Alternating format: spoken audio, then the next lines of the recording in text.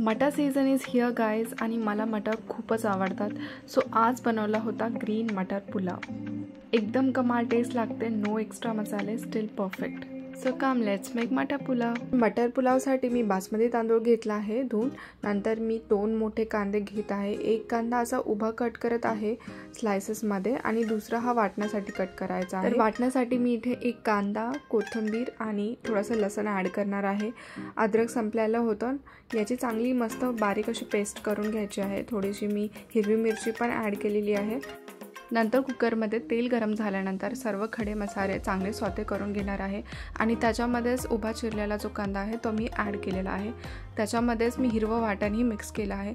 दोघांनाही चांगलं परतून घ्यायचं आहे. जोपर्यंत त्याला चांगलं तेल सुटत नाही तोपर्यंत मी फक्त मीठ इथे टाकत आहे. बाकी कोणतेही मसाले मी याच्यामध्ये टाकणार नाही आहे. आता मी याच्यामध्ये ग्रीन पीस मिक्स करत आहे आणि त्याच्यामध्येच नंतर भिजवलेले जे तांदूळ आहे तेही मिक्स करत आहे.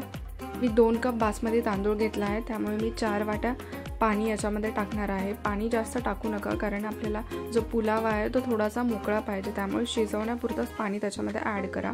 आता मीडियम गॅसवर कुकरच्या 2 शिट्ट्या काढून घ्या आणि 10 मिनटं त्यातली वाफ जाऊ द्या. नंतर झाकण काढा आणि green matar pulao is ready. बघू शकता किती मस्त टेक्स्चर झाला आहे, एकदम मोकळा झाला आहे.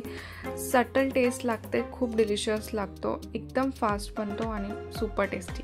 नक्की ट्राय करा आणि एन्जॉय करा. बाय.